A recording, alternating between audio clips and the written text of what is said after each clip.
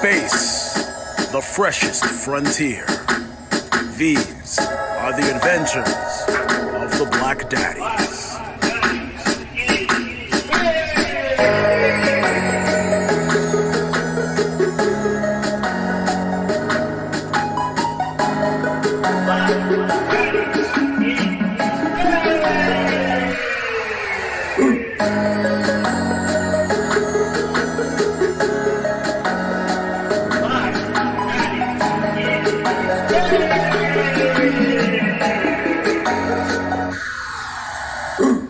Black Daddies in space!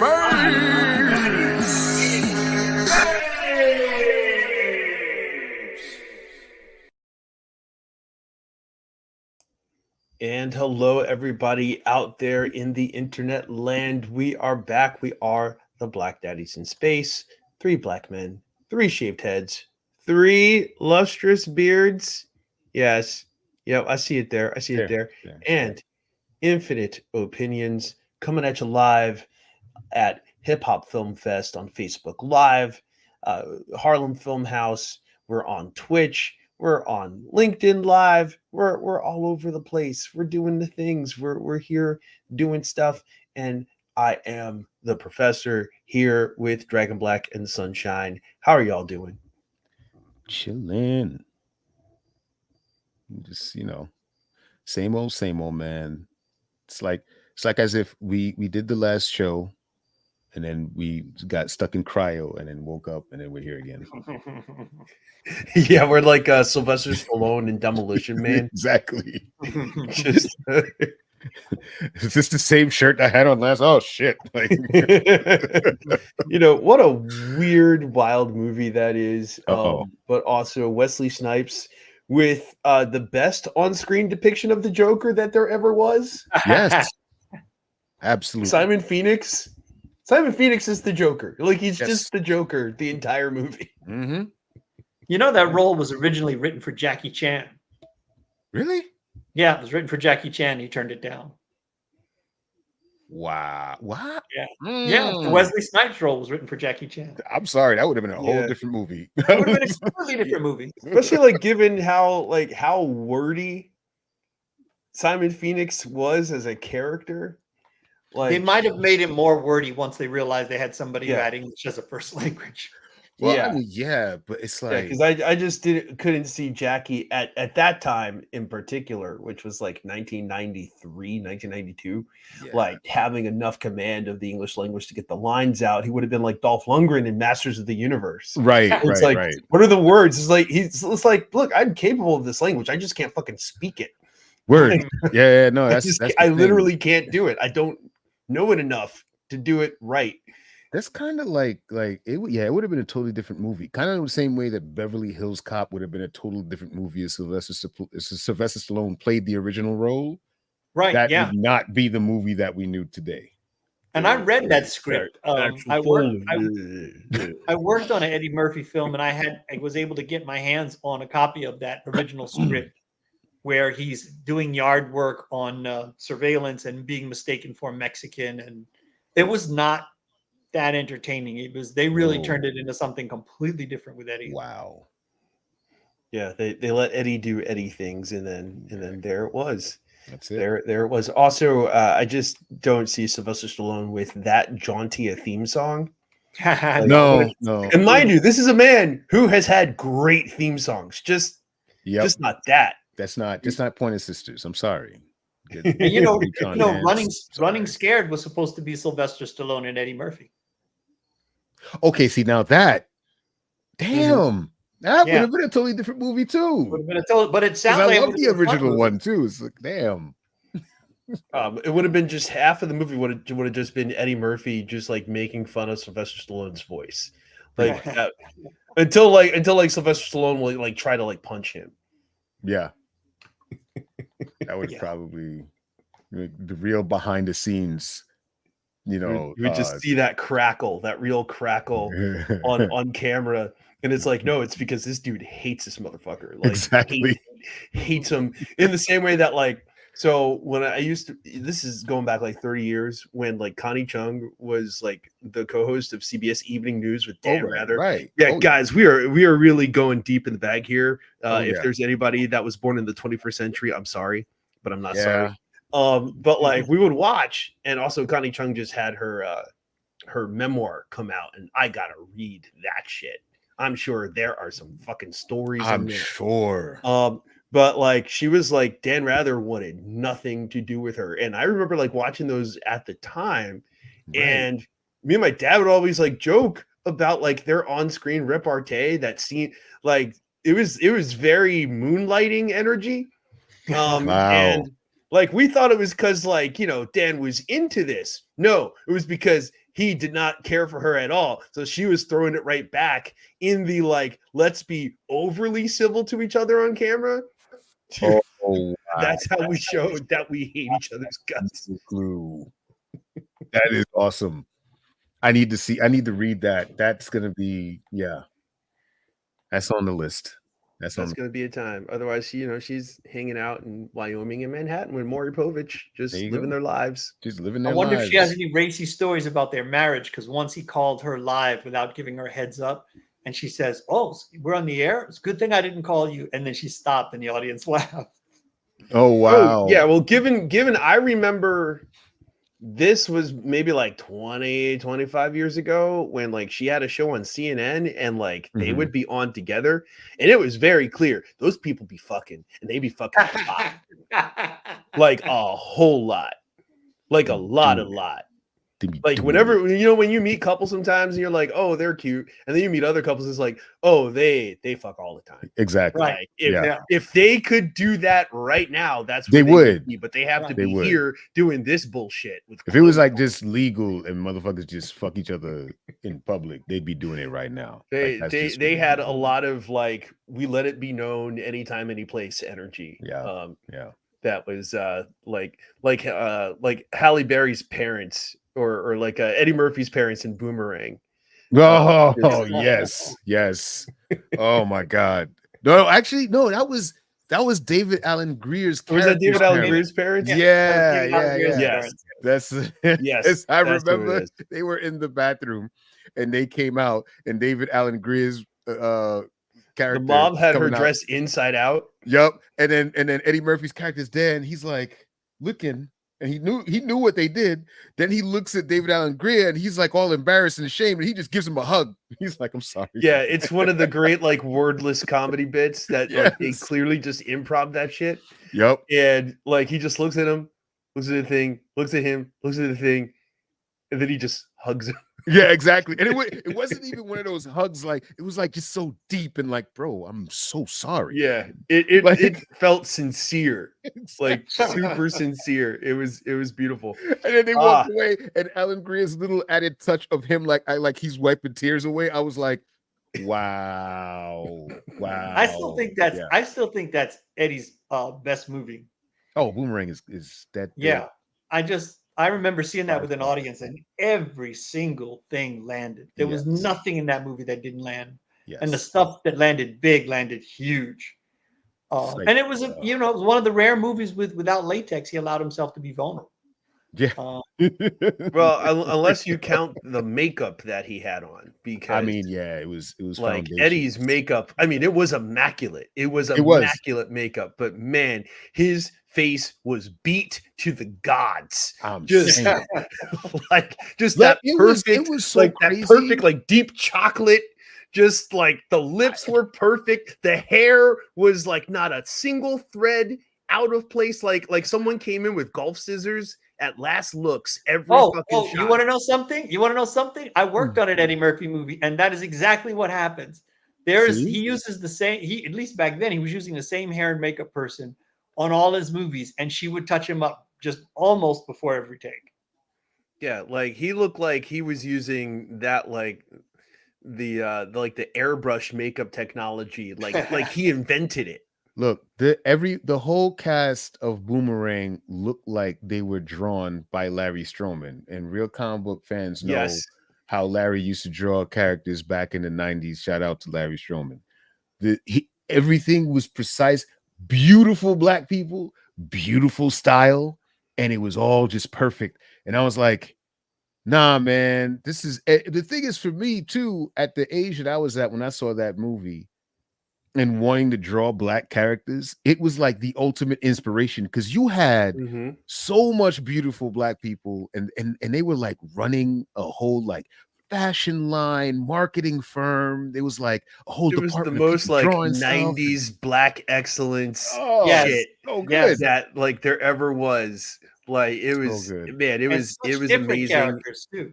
and like yeah, and like everybody, it's tough to say that they ever looked better than they did in that movie. Like not just, you know, just like that point in time in everybody's lives, but like they were never lit better. They were never made up better. They never had their hair done better. Like all of it was there. Like Grace Jones never looked better than in that movie. Yeah. And she looked amazing in so many things. And in fact, she looked so good in that movie that she basically has rocked that look ever since. Forever. Yeah, that was it. Like, look at her right now. She's like 75 years old, still looks like that. Still looks like Strange. Has just been doing Strange ever since. That was it. Or maybe she was always Strange and she got to play herself. There you go. It's like that's like Robert Rodriguez's casting in the first Sin City, where like it felt like he was just like, hey, do you want to play the person you really are? Yeah, like because here's the part that is for you. Like here's the most Bruce Willis part that ever Bruce Willis to Bruce Willis. You know, like here's the most Rosario Dawson role that Rosario Dawson could ever Rosario. Yep. You know, like he nailed it with like every fucking part. He just nailed it. It's like, it was like, here's Mickey Rourke as Marv. It's like, yeah, of course he is. Of course. Yeah. Of course. Like, did you have to do makeup effects for him? Because he kind of did it to himself. Everything he has been through in his life led him to play that role. Like it led him to that point. And then he pulled the double between that and the wrestler. And it was just like, yeah, man, this is all we ever needed from you. Exactly, man. You know, probably the best VO in the movie was Marv. Oh, absolutely. Yeah. It's the best. That VO was just magic.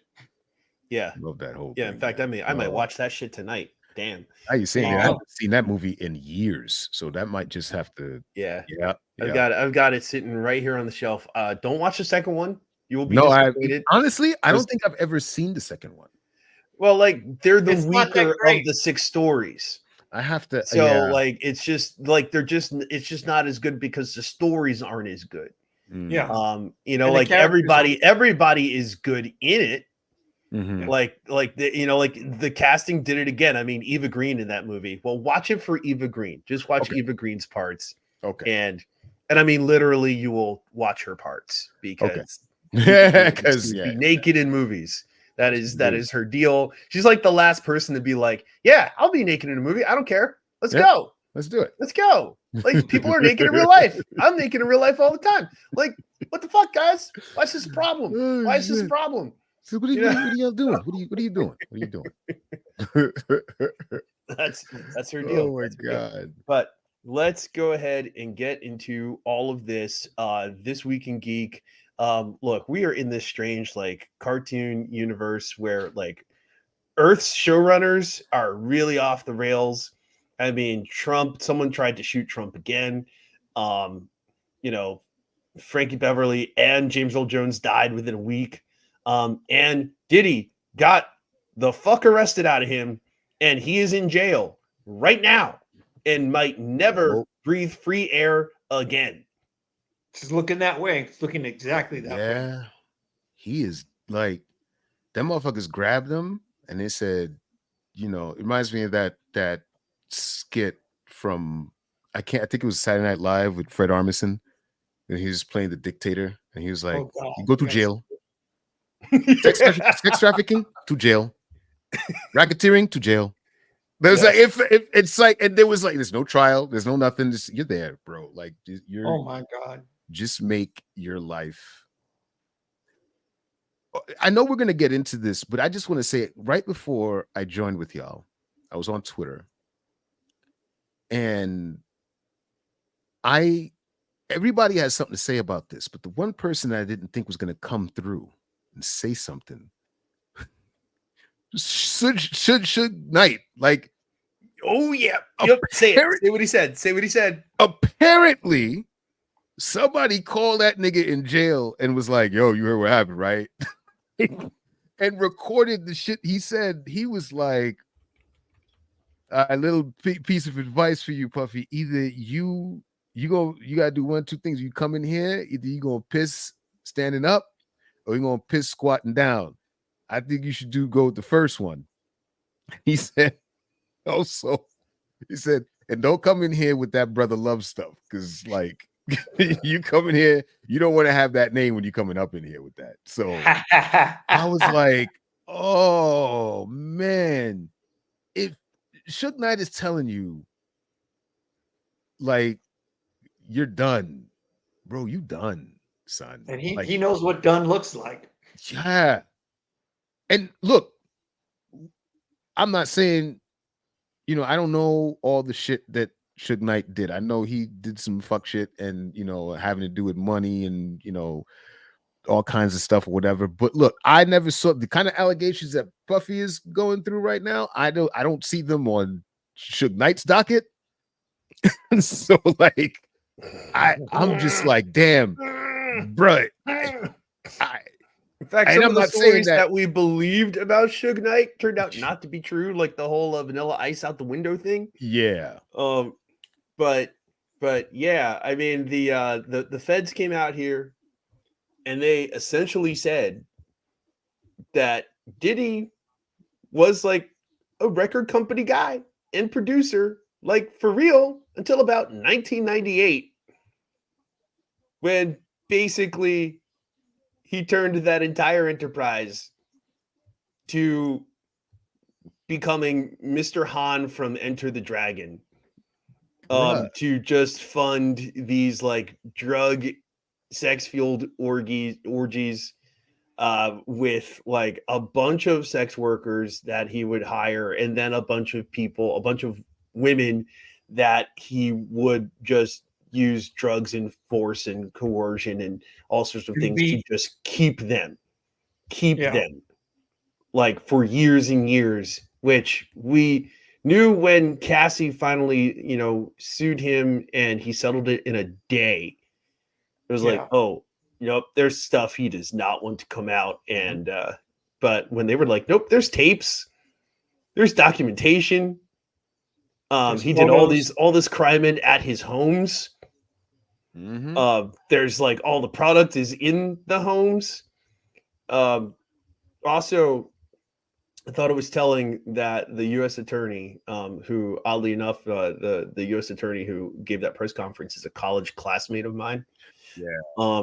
Hilarious. Like I don't think he ever thought like he would be standing at a lectern to talk about freak offs and 1,000 bottles of baby oil and lube. If you but like what they wanted you to know, because they weren't going to tip their whole hand in this giant racketeering case, they wanted you to know Diddy is the nasty man. Yes. That's one thing though, Professor. I would like if you ever got in contact with him again and y'all went out for like a beer or something, I just need I need for you to ask him, how was he able to keep a straight face reporting to the news? Because your man, when he got up there, he was all about business, saying all these. I'm sitting there dying because, so yes, he had the freak offs. I'm like, how are you saying the word freak off with a straight fucking freak offs? Right. It's like, booty butt cheeks. So many booty butt cheeks. Like, come on, son. Booty butt cheeks held against their will. Exactly. Very. It was very strange in the middle of just like them like detailing a quarter century of utmost depravity. Jesus Christ. Yeah, he's seen the evidence and he's seen the videos, and I'm sure he doesn't find any of it funny. True. There is that. Yeah. I mean, I'm really shocked that Puffy wasn't able to get out on bail. I don't know of any rich person, like mega rich person, who's been arrested and who's been put in jail or brought to jail, who hasn't been out the next day. But they were like, no, the seriousness of these charges. I mean, he is really looking at life.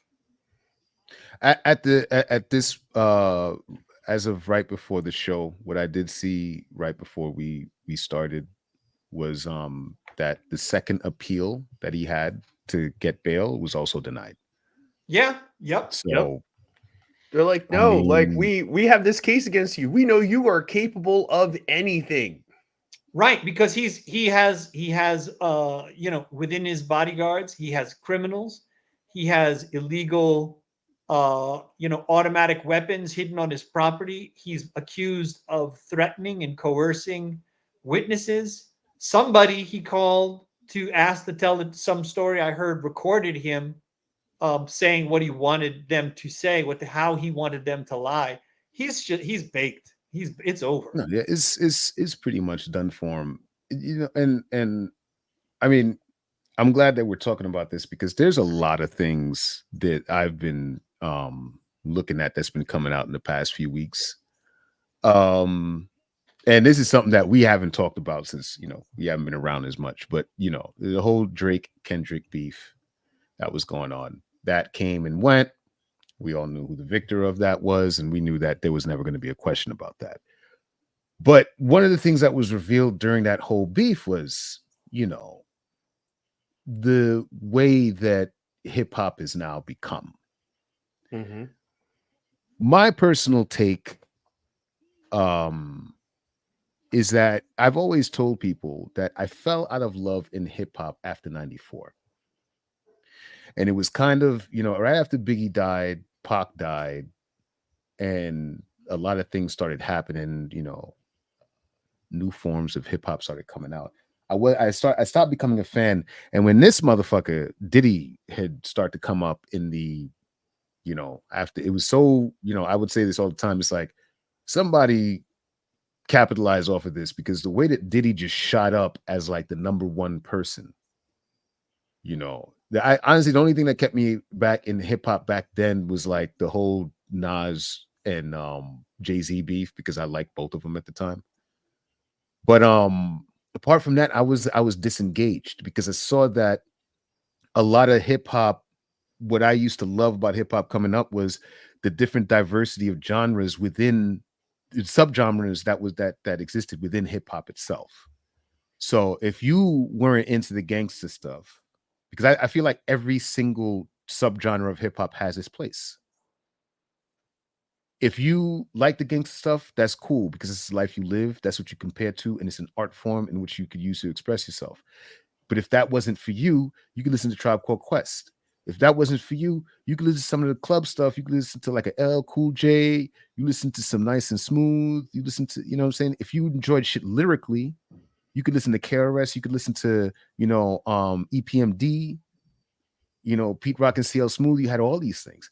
But as soon as like Bad Boy came up, it's like all of these genres just slowly decided to just disappear. And they just got funneled away into this one big melting pot of commercial pop music. And I felt that the person that sold out hip hop was that motherfucker. And I've always said to myself that at one point he's going to pay for it. And at the time, I never really said that he was doing all this shit. I didn't start believing people who I knew that worked in the record industry used to tell me how fucked up he was.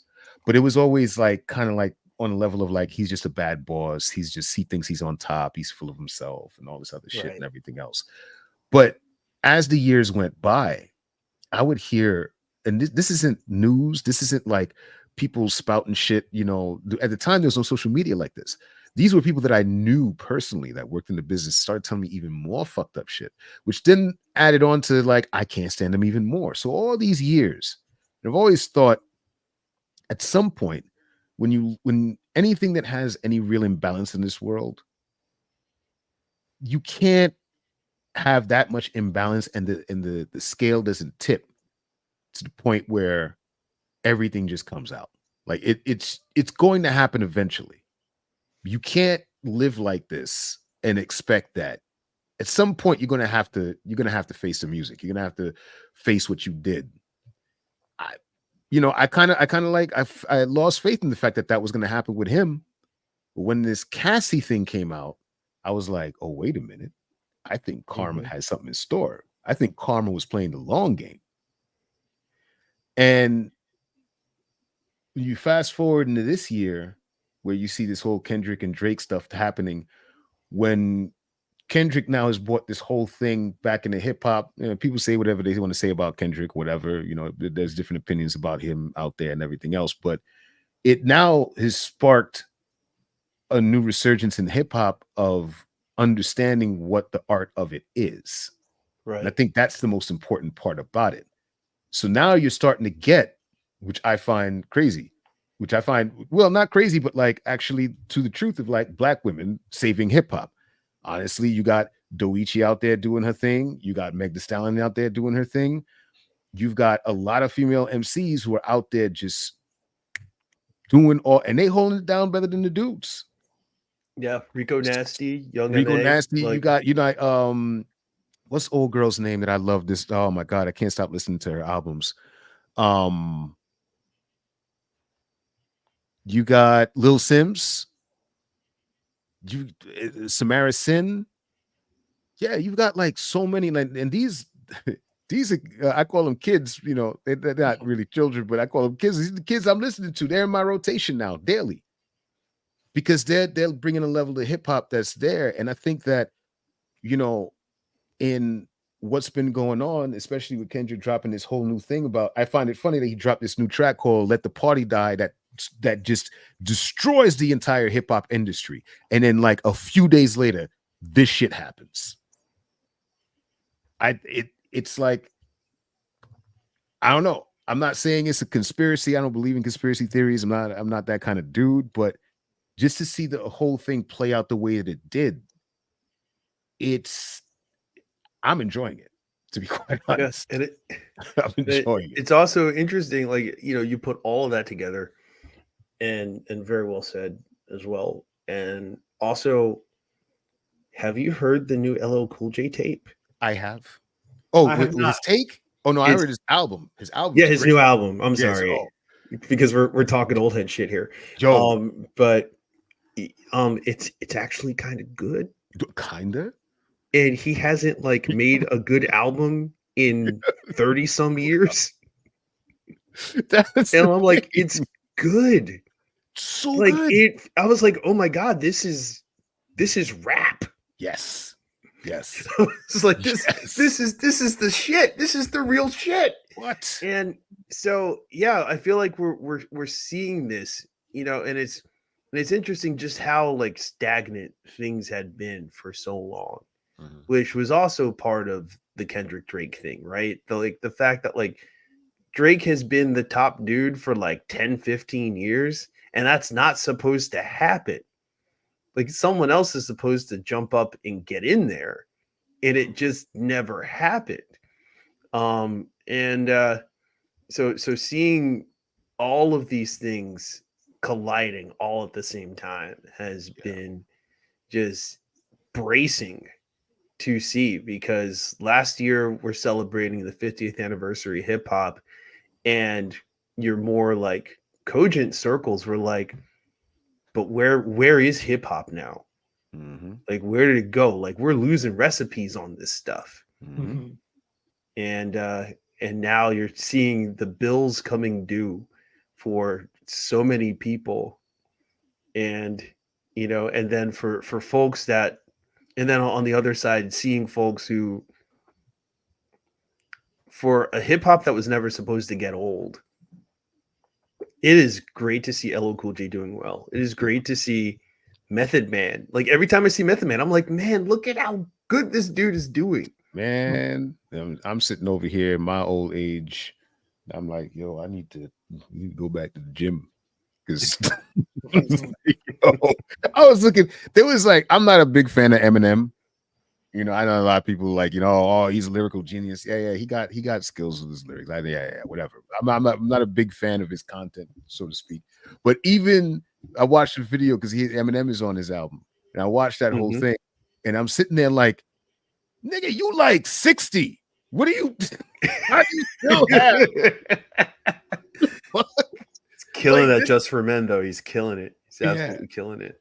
Just, oh my God. Yeah, this dude was just killing it. I was like, all right, man, but yeah, it's I I'm just having a And blast. Sunshine, like you've worked in entertainment for such a long time, and you've been in Hollywood and Hollywood adjacent for a long time. Like, what do you think might be next out of this? Because Diddy ain't the only person out there. Oh, I think that crabs in the barrel are going to turn on each other. There's going to be a lot of finger pointing and a lot of people who are going to turn states and hoping to save their skins. Because Cuba Gooding Jr. He's like, I can't go back to jail.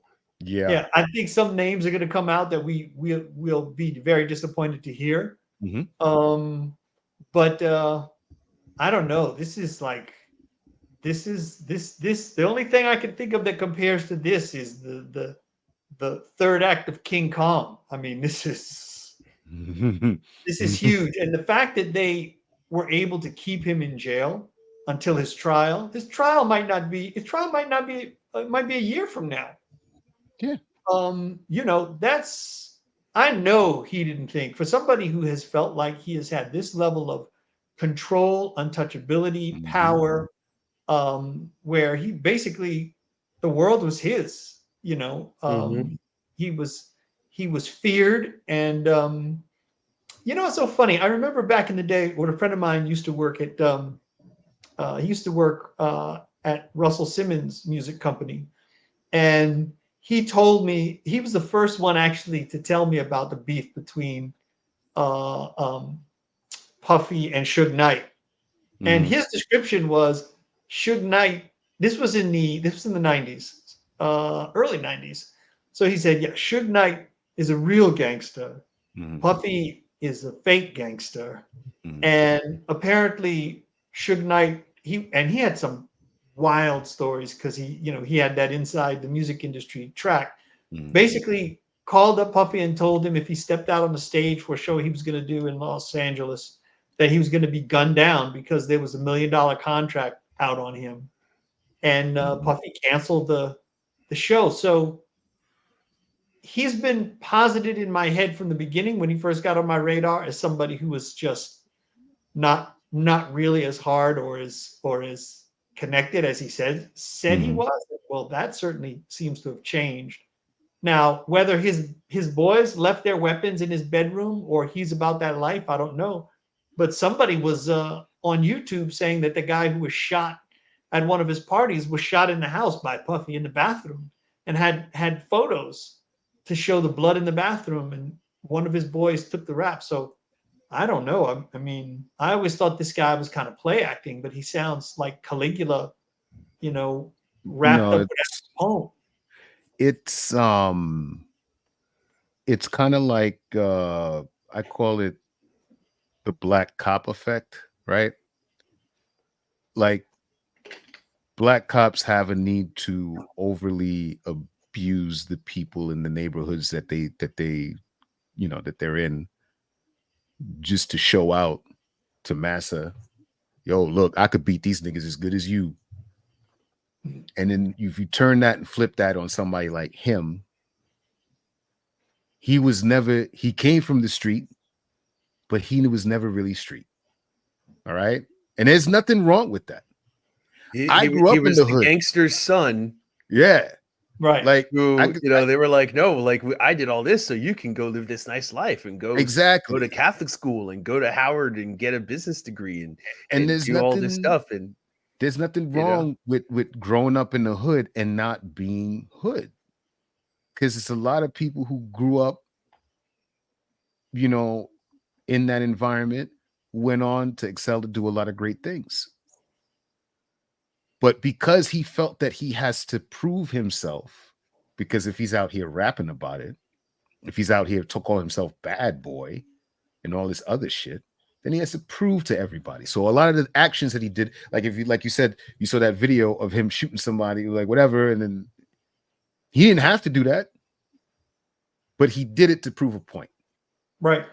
And I think for me, one of the reasons why I have total glee in seeing his downfall is because this is the persona in hip hop that I think needs to die. This overly masculine bullshit that he has been someone he's been portraying this thing his entire career. So much to the point that it's now at the detriment of other people's lives. It's abused so many people.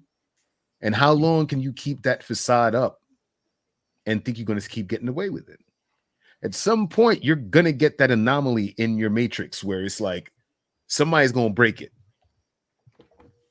And yeah, I think when oh, go ahead. I was just going to say, I think probably his biggest mistake, not that I wished he got away with it, but probably his biggest mistake was resolving that lawsuit in 24 hours. That let the world know there was a lot he didn't want people to know. Absolutely. If he had just settled that 2 months later, it probably would have just been another, blip on the social radar. Like, okay, these celebrities, this is what he's up to now. But that 24-hour thing lets you know that there was something he really, really, really didn't want to come out. And now here we are. Yeah. And, you were seeing that while at the same time that you can't keep all this up forever. Yeah. And at some point you get older, you get a little slower. And also because of his ambitions, he also was reaching for so much more.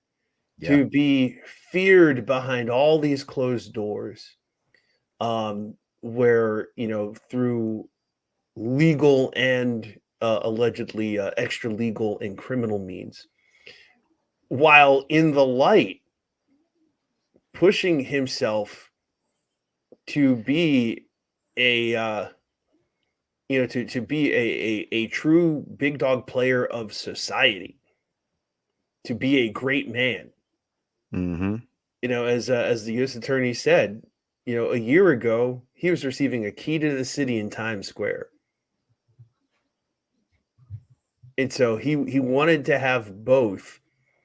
And it's like, dude, I'm sure there are plenty of people who have had both and did not have to resort to an entire criminal enterprise to make that happen. Right. Like, enough about Hollywood. Like, dude, you could have had these fucking freak offs with people that you paid well and then let go the fuck home. I would even go further. He had the celebrity and he was, celebrity adjacent enough. He could have had these freak offs for people who were eager to do it. Yep. I mean, I've certainly seen that. All the stories are true. So, people, if you think that's anybody out there who thinks that there are not women like trampling each other to get to these celebrities, it is absolutely true. Women, and they will be happy with members of the entourage. And the entourage is swimming in it. So it's not like he couldn't have had all of this, in a way where it didn't end like that. This assertion of violent control. Right. Power. Like that's what he wanted.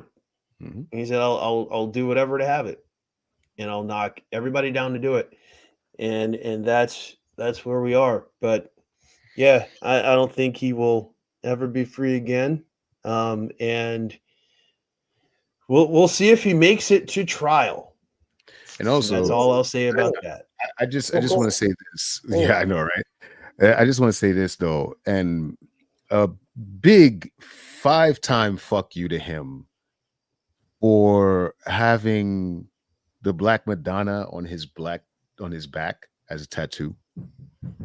Which, if in Haitian culture, the Black Madonna represents Isili Dantor, which is a loi that is the protector of women, children, and you have the audacity to put that shit on your back like you are some kind of holier than thou, power hungry. Like I don't get it. Yeah. Like, this is the reason why every time I see his face, I'm like, the most punchable face in hip hop.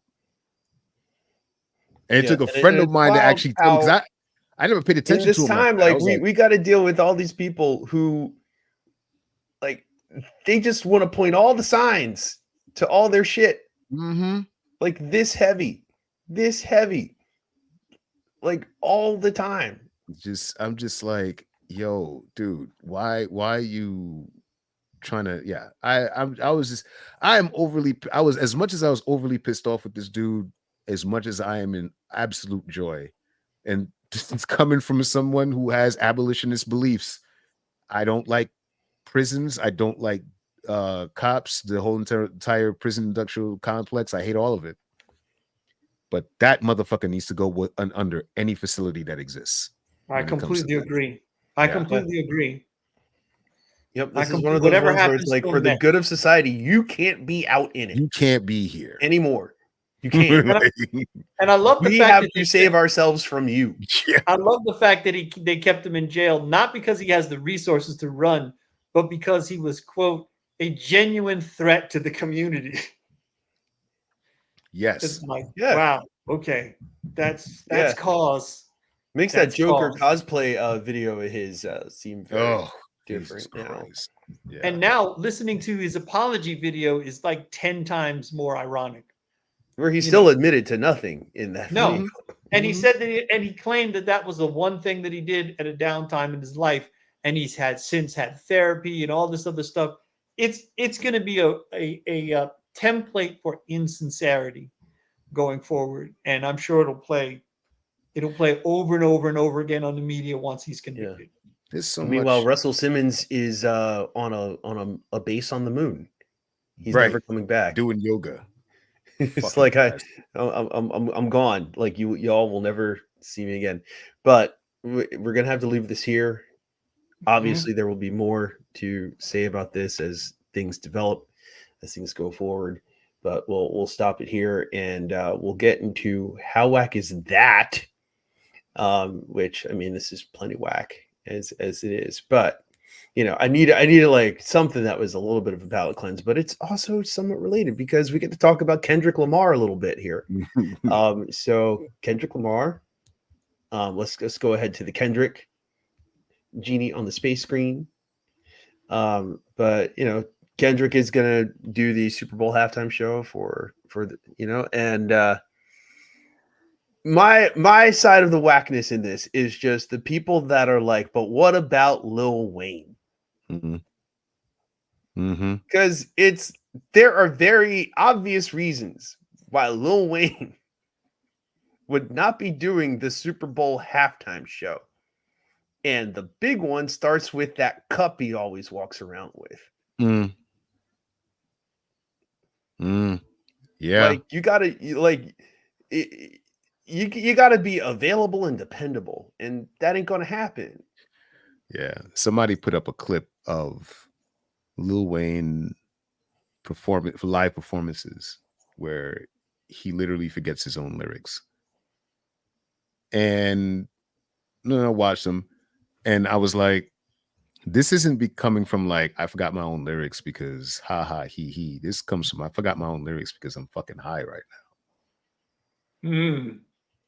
Versus every Kendrick Lamar live show that I've ever seen, every big event when it came down to BET Awards, AMAs, Beyonce tour, all kinds of stuff and everything else, like, I'm like, this dude is putting on a fucking show. He's a great performance artist. He's a great performing artist. And the thing that really gets me about Lil Wayne is that, I will not to say or anything. Cash Money is a very big contribution to hip hop culture in general. Whether you agree with their kind of lyrics or not, they represent a particular part of hip hop that even though I'm not part of and I don't understand too much, but it means a lot to a lot of people. So I'm not going to really diss what that is. What I am going to diss is his take on a few interviews that I've seen. Some very coonage shit when he was asked what did he think about the Black Lives Matter movement back in 2020 and had this big fucking hissy fit talking about, if a rich nigga like me, could be out here in America making money, then what does that say about what about America thinks of black people? I don't believe in racism, blah, blah, blah, blah, blah. And started yelling at the reporter who asked him the question, who's another black woman, and said, "Get the fuck out of it. Why the fuck you asking me this shit?" Says, I don't owe anything to anybody. I'm not reciting everything verbatim of what he said, but the intent was, I don't care about Black Lives Matter. Why are you bothering me with this? I'm out here trying to make my money. Leave me alone. So with that in mind, versus a whole lot of other shit that he said before in past interviews when it came to asking about the plight of black people in the United States, I was just like, yeah, I can't really respect that.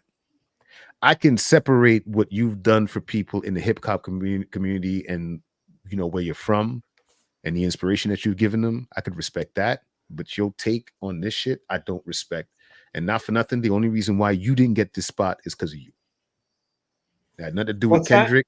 I said the only reason why he didn't get that spot is because of him. That's why. It had nothing to do with Kendrick's beef with Drake, none of that. It could have been fucking Vanilla Ice that got in the Super Bowl. It wouldn't matter. He didn't get it because he is not the dude that he is supposed to be. And he's pissed off, and he's not really mad at Kendrick. He can't really be mad at Kendrick. He's more upset with himself. Yeah, so, and also there's sort of this thing that has happened with the Super Bowl halftime show where people think that the halftime show reflects the city that is hosting it. Mm-hmm. And that happens every once in a while, but usually it's not the case. Yeah. Like they pick the people they pick.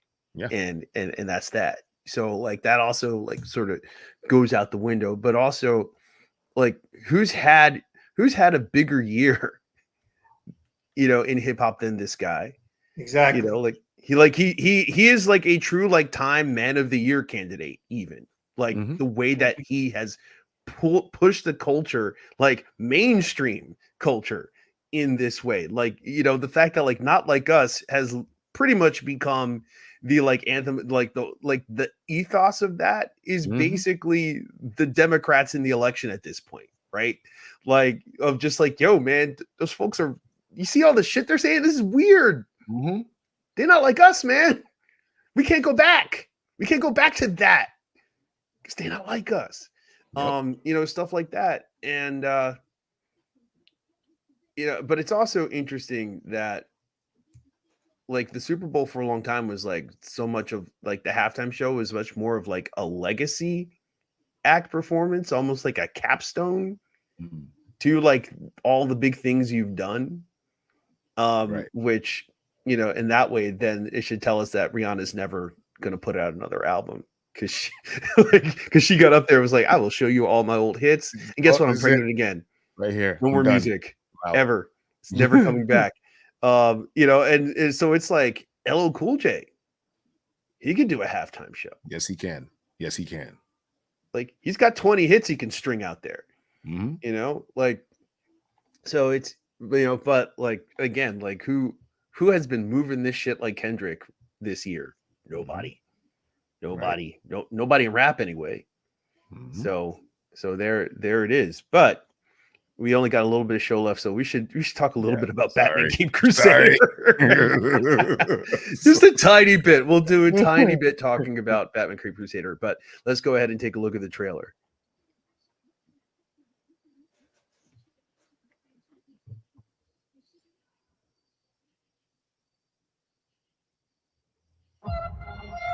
Asking the question on everyone's mind these days, what do you think about the Batman? I'm frightened. This whole city's gone to hell in a handbasket. Well, he's breaking the law, ain't he? So they ought to catch that freak and lock him up. I won't say it's going to be easy, but catching criminals is what we do. So this one dresses up like Dracula, so what? We're going to take him down. What do we know about this Batman? He's been beating the tar out of muggers and dope peddlers out there the last few weeks. He's mostly been seen at night driving that hot rod of his 100 miles an hour. And now he's even attacking our brave police. Nice car. This man is not a hero, he's a criminal. And his time in Gotham is up. Mischief afoot, sir? 3 explosions in 2 weeks. Peculiar. There's something more going on here.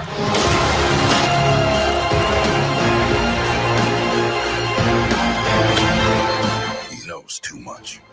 He's an itch that needs to get scratched. The Kings don't run this court anymore. The Jester does. Bang! Look out! We could be looking at an all-out gang war on the streets of Gotham. This is a losing battle. 100 other monsters will show up to replace anyone you take down. Probably. But now they'll all know I'm coming for them.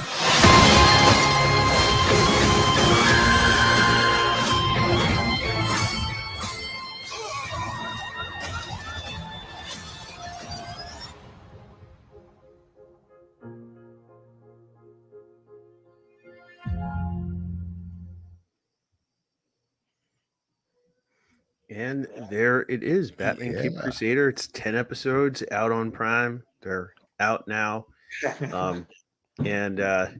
Bruce Timm coming back, James Tucker coming back to do this, and getting Greg Rucka and Ed Brubaker to write a bunch of episodes for this. I enjoyed this show.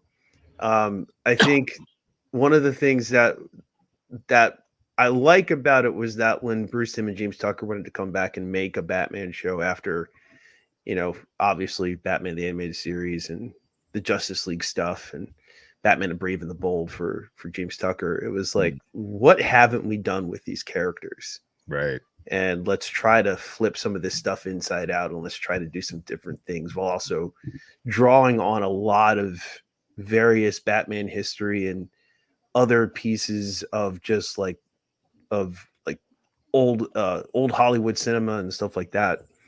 And but yeah, I enjoyed this for what it was. I think there's definitely like deficits to this show, that when you just think of the way that things get made now, that like this doesn't have a 30 episode run to like pull all this stuff out and get you deeper into characterization. They got to do it in 10. So I think that sort of gets us to where Sunshine is, where you just weren't into this. No, I wanted to really like it. Batman is one of my all-time favorite characters. I remember when I was a kid growing up in Hempstead, Long Island, one of Long Island's little hoods, where I almost had to keep it under my belt that I was a Batman fan because it was just not cool. And we were talking before the show. I really like so many different iterations of the character. I can get into the 60s series just as much as I can some of the later movies or the animated films. I think this character is very elastic that way.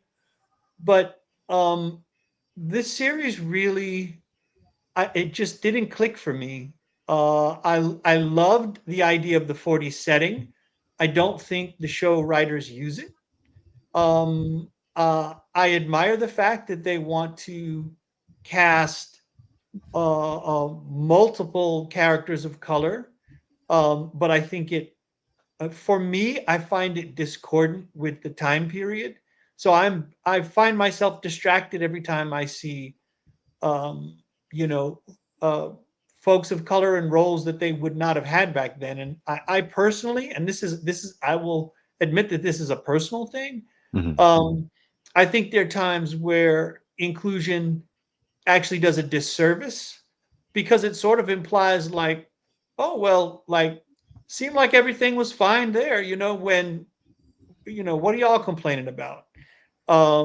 It just, I will interject and say that like they never meant for this show to be in the actual 1940s. It is a 1940s looking world, but it's not. But they never say what time this is supposed to be. Well, yeah, but when you look at the cars and you look at the material and you look at the Tommy guns, it's really easy to think so, though. And here's the thing: the fact that we're debating it tells me that the writers aren't using it. It either like right there, that is clearly it. I love and I love that period. I'm a huge film noir fan, that sort of thing, but I don't feel like they're leaning into it. I feel like it was a notion, and then it was sort of abandoned along the way. I mean, and I think that's unfortunate. But for me, the main thing is, and this is one of those areas where, Professor, you and I disagree. I don't, I don't, I don't give any content a pass for not hitting the ball in a short amount of time. Just because, you can tell an emotionally gripping story in 3 minutes if you want to, but I don't feel like I would have liked to have seen some unexpected things. I mean, it's cool that the Penguin is a full figure woman, and it's, interesting that Harley Quinn it appears to be an Asian woman, not tethered to the Joker in any way, which was kind of curious, but that sort of thing. But I don't really feel like there's a lot of originality to the show, and I feel like the pacing is, for me, I find the pacing kind of wanting, because I don't. I've watched, and I have to say, I can't say this, and this is very important. And Marvin, thank you for pointing this out early before we started. I haven't seen the entire series. I've seen 5 episodes. So I'm only talking about those 5 episodes. I understand they do some real good character work later on. So you should check out the show and make your own judgment if you're watching this or listening to this. Yeah, like I thought the show took a really interesting turn once you got to the Gentleman Ghost episode. Yeah, and I haven't gotten there. The last episode I saw was this one, the King Tut episode. That was the Harley Quinn episode, which was all about Jungian archetypes. Yeah, and you know what? Like, I wanted to like it, and I think people should check it out. And I'll finish watching it because I love the Batman character. I pretty much swallow anything that's Batman related. No, it's well. I'll just say this. I think I have 3 episodes left to the whole thing. I see both of your points. I don't mean to sound like the man in the middle. Like, I understand both points, but like I really do. But the one thing that I will say, Sunshine, that I think there is a bit of originality to this, because we haven't seen a lot of these characters portrayed in the way that they have been portrayed in this series. Like the Penguin as a full-figured woman, I was like, yo, not for nothing, I kind of want Penguin to win. Like, for me. But I think also, but I think she's, and it also the fact that like she's vain, right, and like wants to be on a big stage, but the biggest thing of all is that she has conned the whole city, right? And then when it's finally be like, nope, too late. Now we're just gonna go. We're going all the way. We're gonna go big. But but them sort of keying into the like, there's something that feels extra depraved about a mother who would murder her own children. Yeah, like we're going into that. So it's kind of like, and also like an interesting take on Clayface, an interesting take on Harley Quinn, especially at the fact of like not being tethered to the Joker actually now brings Harley Quinn's character into its own. Like the character has now become so strong that you don't need her to be connected to the Joker anymore. And I think that what they did in the show was they took an approach to retell that story without having to involve Joker in the first place. Plus, I think one of the things this show does, and I think this definitely like goes into like Sunshine's criticisms about the pacing and stuff, is that I feel like in this show in particular, they use the villains as vehicles to tell you who all the other players are. Right. And it's how they react to them. And and so like with like Harley Quinn, she's a vigilante. Batman is also a vigilante, but in this show, Batman's vigilante and detective. So he can't walk, and he's trying to walk both roads. Yeah. And it's like, yeah, you can't. Like that eventually won't work. And I think that's like the Matt Reeves angle to this, because it's very similar to what ends up happening with the Batman. But you have that she hears all these things that the people who control Gotham do, and she wants to them to get their just desserts, which for her is death. Yeah. And or you deal with Clayface, which they used for me, they used the whole story about Clayface to really tell you about Renee Montoya. And to sort of like work on that character, or with Catwoman taking you very, very far back to sort of the first version of Catwoman in the comics.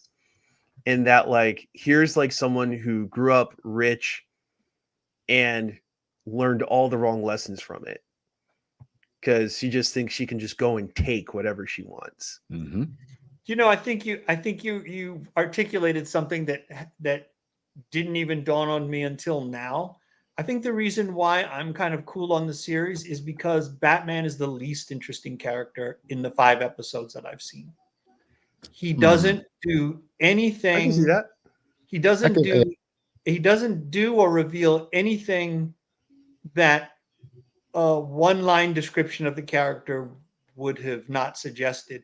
They do some good stuff with the villain and the villains, and clearly this is a show where they wanted the villains to shine, and I can respect that.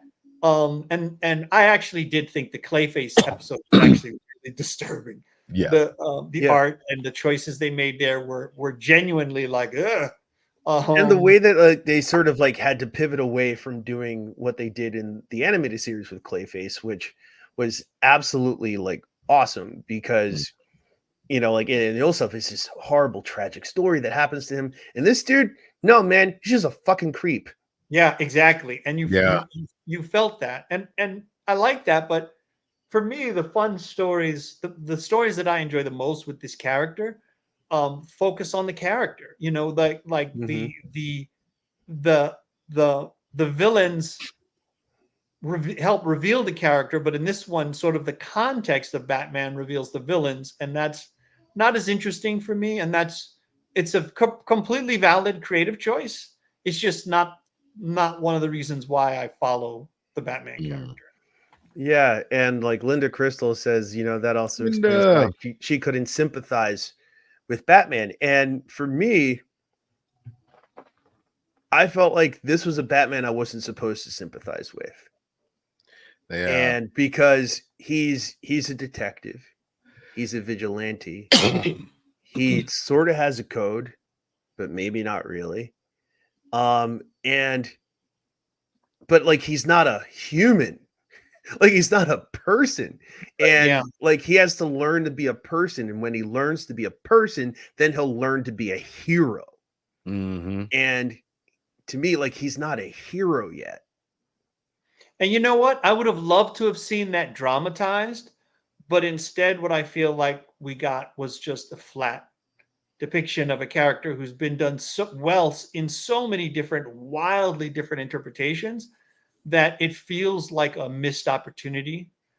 See, that's where I think when you get to the back half of the 10 episodes, right, there's more. Because I think for me, it seems the way that they structured it was we had to really get you into who all these other players are, the people that will become his allies and friends, before we really get into like where he figures out that he needs them to do something better and to do something more. And I see everything you're saying. I'm loving everything that you're saying. I just wish those things were cleanly set up and dramatized. I feel like by the time we get there, that's a fine conclusion. But when I'm 2 episodes in and I'm not really interested in going back, other choices could have been made. And the choices, like you said, I love all that stuff. And the great thing about the character is that there's still so much you can explore with this character. There's still so many ways you can approach his issues and his shortcuts. I think that's one of the things that, because I've always said this about a lot of the Batman stuff throughout the entire franchise, was like, if I see them damn pearls drop one more time, and they really didn't show it in here. They don't. I appreciate that. But this goes more from like Alfred's point of view, which is interesting. And to have an Alfred, He's Pennyworth in this Yeah. for quite a long stretch of time in the series, which like a thing like that was like, oh, that's a lot of the characterization that I need. Like, he doesn't even call this dude Alfred. This dude isn't his surrogate father. This dude isn't any of these things, or at least he's not letting this on. Like, and when they had that flashback in the night, that night when he Creeks opened the door on Alfred, she was it was like, they all gonna pay, and you're gonna help me. Exactly. Like, has this Alfred been afraid of Bruce Wayne this whole time? Like this whole time since this fool was 10? And it's like one of those things, like all those other like Alfred things that they did. He was a secret spy, and then he did like this. Alfred is not that dude. So I was like, and the funny thing is, it's like when you get to the Gentleman Ghost episode, like there's some interesting choices he makes there. Right. And the thing is, it's like, I'm like, all right, well, I didn't get the whole dramatic, my parents died, and then like the pearls falling on the floor. But then it also, like, I didn't get that here. And while I understand why they didn't need to do it, but maybe I spoke a little bit too soon when I said we don't need to see that anymore. I think it's just a different interpretation of what that is. But the whole thing with Alfred is like, him like seeing it from his point of view, and then having another way of seeing the way that the whole death of his parents affected him a different way. I think I just don't think it was prevalent enough. So it kind of, and to your point, Sunshine, it's like, you kind of feel that Batman falls flat as a character, which I do kind of agree with. But at the same time, I'm kind of like, we already know what the shit is. We've seen this character done like several million times already. Like, it doesn't really matter to me, like whatever. But in the whole narrative, you do see how important it is. Like, they let Harley Quinn give you the analysis in her episode. Yeah. Like, she's the one that gives the analysis, and it's like, oh, you don't know how dead on you are. Like, you don't know that this guy is Bruce Wayne, but oh my god. Yeah, that's the thing. Oh, like a perfect example, the one where Bruce Wayne is in therapy. Yeah. I if I had hair, I would have pulled every strand of it out of the top of my head. I felt like it was a spectacularly missed opportunity just to do something clever. He was just evasive, but they could have worked in some things that only Bruce and the audience know. They could have shown some sort of irony. He could have lied about how he spent his day, and then they could have intercut that with parallel type stories. Well, I dropped in on some friends, smashed through the window, and whatever. Just any level of like, use that thing. This is such a great opportunity. I thought, oh my god, this is great, and they have everything from The Sopranos to analyze this to draw off of, and all they did was have him be a little evasive, and we learned nothing about his character.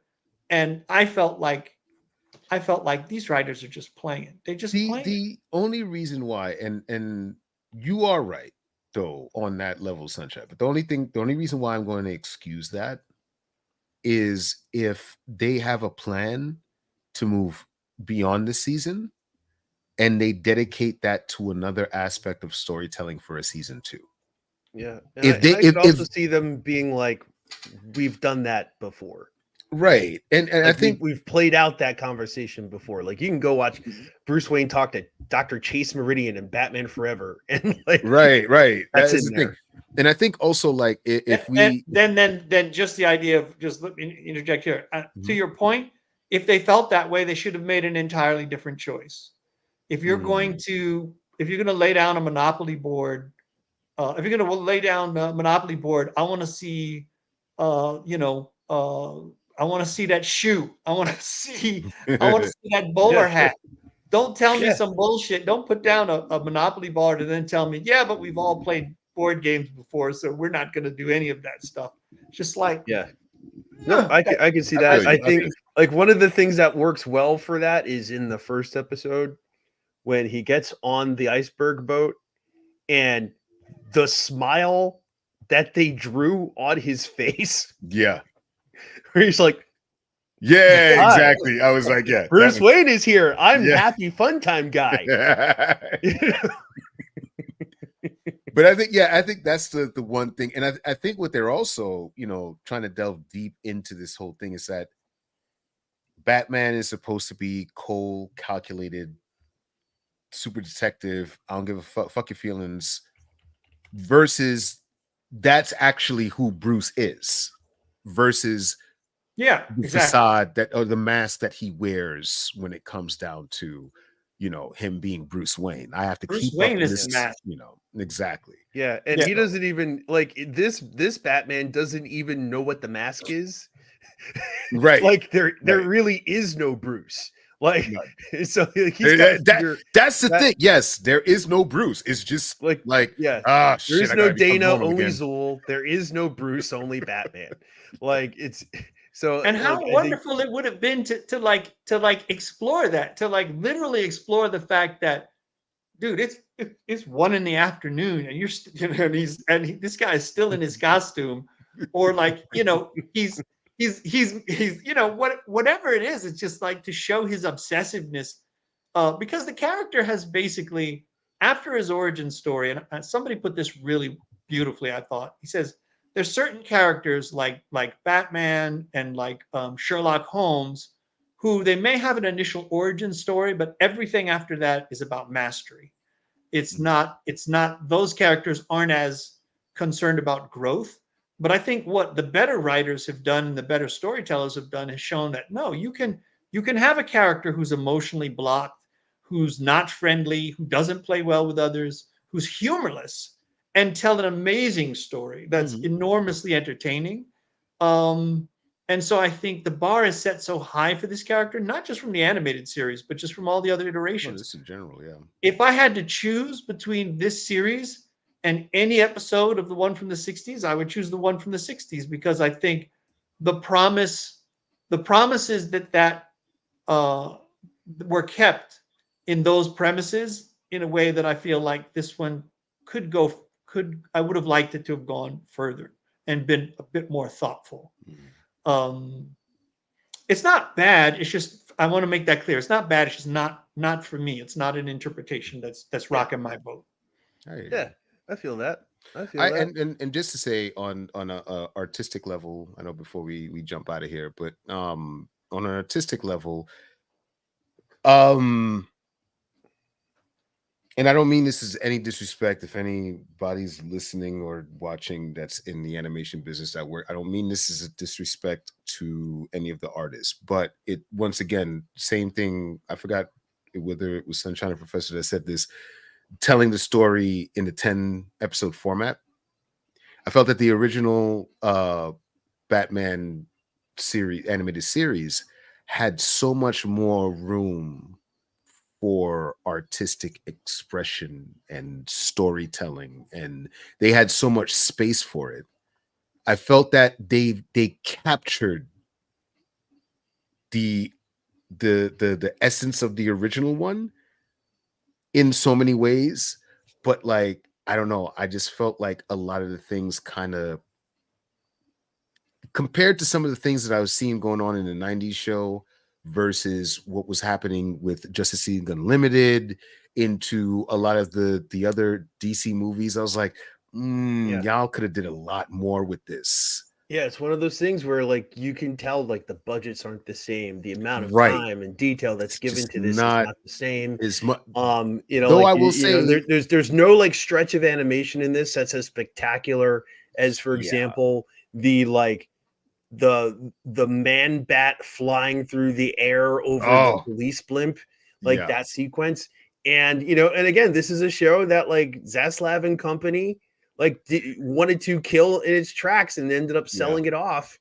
And everything in terms of production is degraded. Hold on, I got to interject, because I'm always triggered by this, and we've gone over this before.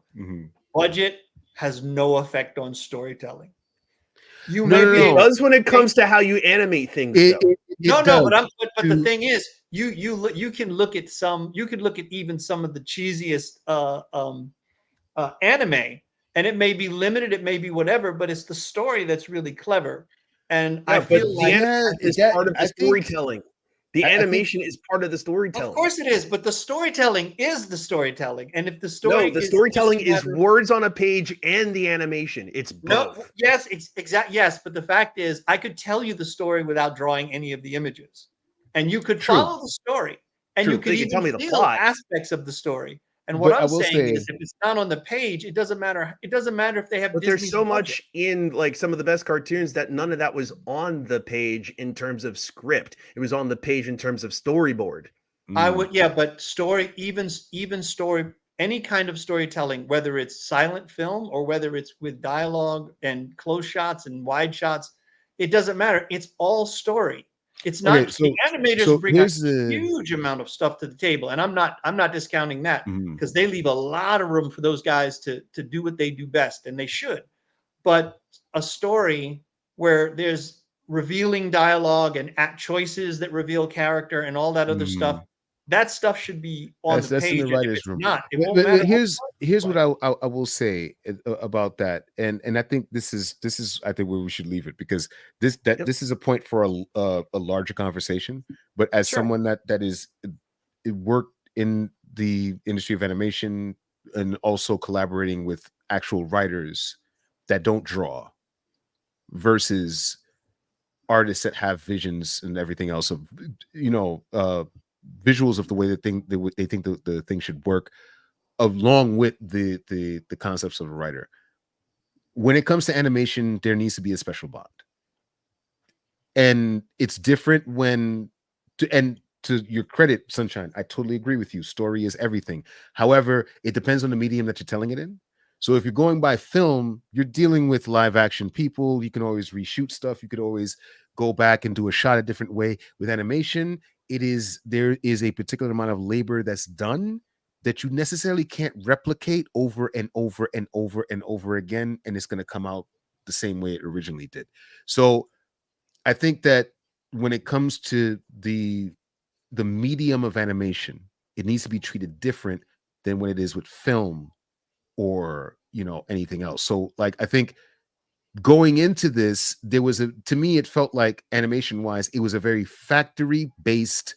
We got a month to get 11 minutes out, handle that shit, send it off to Korea, we're good, done, this is how we're gonna hook it up, as opposed to the way it was done before, where there was a collaborative effort between artists that drew, that had amazing visual concepts for Batman, and then sitting in the room with the writers and then coming together to do the thing.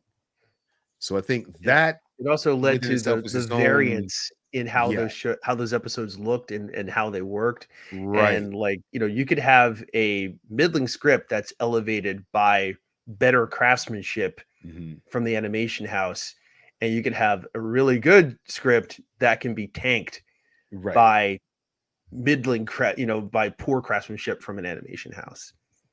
I think they're just so much more intertwined. I would argue that second one is a lot less likely than the first one. I think if you have a story that is really killer, even like with limited Saturday matinee animation, if the audience attaches to the characters and feels some emotional truth and is amused or frightened or whatever the intention is, I think it will work more likely. And I would wonder, and Chuck, you can certainly tell me if I'm wrong on this. I have always thought that the script was most important in animation because it's going to take us hundreds of people to create this stuff, and so we better get it right. And that was one of the reasons why Disney went from The Great Mouse Detective and The Black Cauldron to Beauty and the Beast and Little Mermaid, because they said, look, we got to have a script that works first. No more greenlighting everything with storyboards. It's a collaborative effort. I don't even think that it's an entire script. I think the outline of a thing is the concept comes from a bunch of people, but the people who are putting the concepts together, especially in something like Disney or any other animation studio, will literally say like, who was the person who wrote this and who is the animation director or the art director on this? How we combine the two to create the visual for this next project. And that's what I'm saying. Like, animation itself is a different way of working than when it comes to something like music or when it comes to actual like a live action film. It's a little bit of a difference because it's like you said, and I completely agree with what you said, that you can have a story that's amazing and the visuals are kind of like bare, because I've done that and I've worked in that kind of thing where we have limited animation and the story and the narrative is off the hook, which kind of like, and the illustration helps to push the narrative. But at the same time, if you want to have something that sticks out, that's for the culture, to the point where you see like, yo, that visual thing was crazy and that dialogue was crazy, it has to be a collaborative effort. Oh, I'm with. Like, I'm totally so with you. And I'm not trying to say that one is more important than the other. But what I'm saying, and just to finish my point, I'm sorry. Yeah, just to finish the point was like, if you have that, especially in the animation genre itself, it's very important to have those things. You can have that in other places where one helps the other one out. It's like I'm a writer, I need visual help, or I am a artist and I need writer help. But then when you have both things that marry themselves together, it becomes a whole different creative process on its own. So I think that even with Batman, with this particular one, I think that it was like, yes, there were some ideas thrown on the table versus the time they had and the budget they had, because animation is a very, it costs a lot. It's a lot of manpower.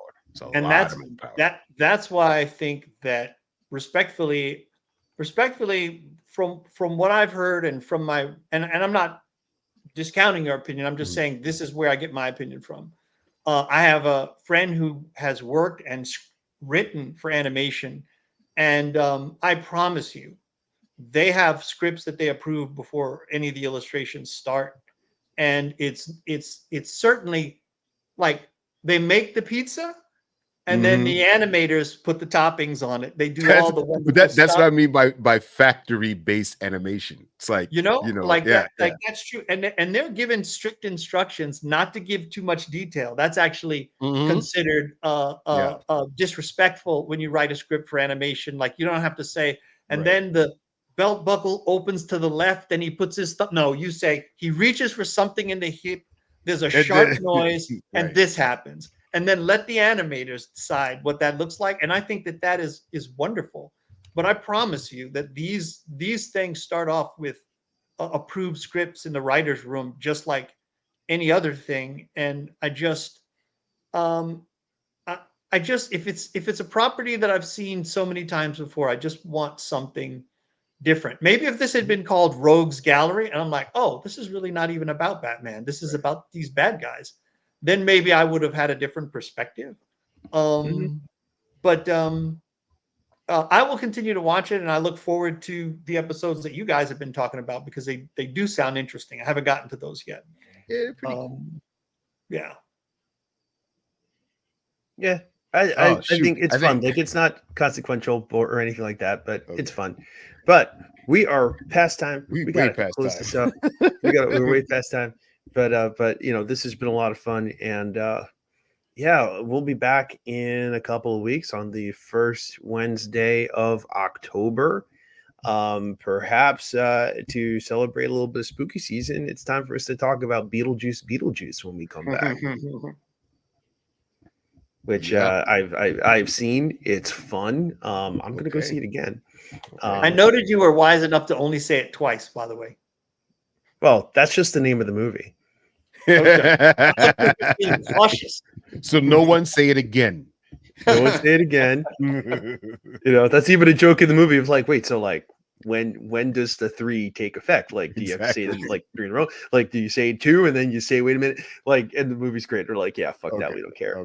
And yeah, one last note from a comment from Linda Crystal there, saying that she really liked the female characters in the show, and more rounded people and the variety of relationships they have with each other, which includes even just the designs of these characters, and just how all of the people look different. They're all shaped differently, They're all like drawn different, they all, have different bodies and body shapes and sizes and things.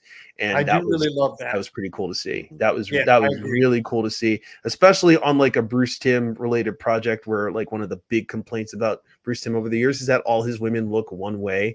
And they were like, nope, here you go. We're doing this. Like, like Harleen Quinzel is shaped like this. Renee Montoya is shaped like this. Barbara Gordon is shaped like that. The Penguin is shaped like this. And it's very, that I thought that part was very cool. Really and just like, we didn't even talk about the voice stuff, but the other things about the character design, I love that they leaned into the thing that you see often in animation where for like any like white character, if we're supposed to think that they're like, if white male character, if we're supposed to believe that they're a pretty boy, they draw the top lip. Yes. And they do that for Harvey. I did see that. I didn't notice that too. And it's one of those things where you see Bruce, and Bruce is very handsome, but Harvey's pretty. Exactly. Yeah, it's a pretty boy right there. Yeah. And I have to say to the illustrators, to their credit, before they identified him, I immediately said, that's got to be Harvey Dent.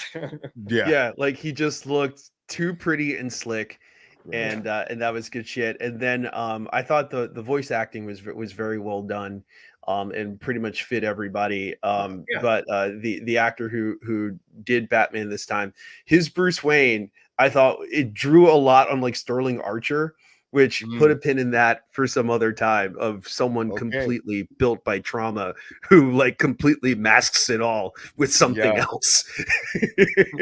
Yeah, I get you. Yeah. So I still gotta catch that. Yeah, it's a good time. It's a good show. But anyway, that's been the show. Thank you, everybody. Thank you for being a part of this. Thank you for checking us out. We are the Black Daddies in Space. We'll be back on the first Wednesday of October to talk about Beetlejuice. Michael Keaton doing his thing. I'm just saying the name of the movie. That's all I'm saying. I'm here in the dark. Okay, so we don't want those problems. We don't want that smoke. Shit, look behind you. Sorry. Yeah. It's showtime. But thank you, everybody, and remember to always bet on black. And this one is very special. Big ups to Lord Darth Vader and James Earl Jones, the original Black Daddy in space. Amen. Until next time, we're out of here. Amen.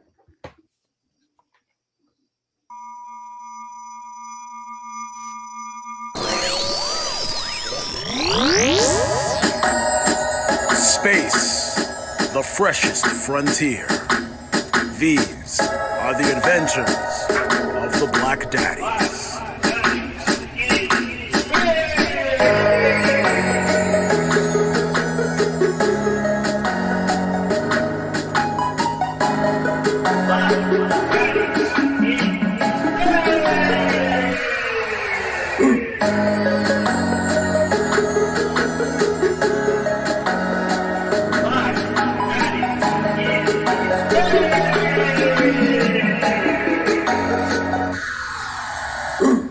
Black Daddies in Space!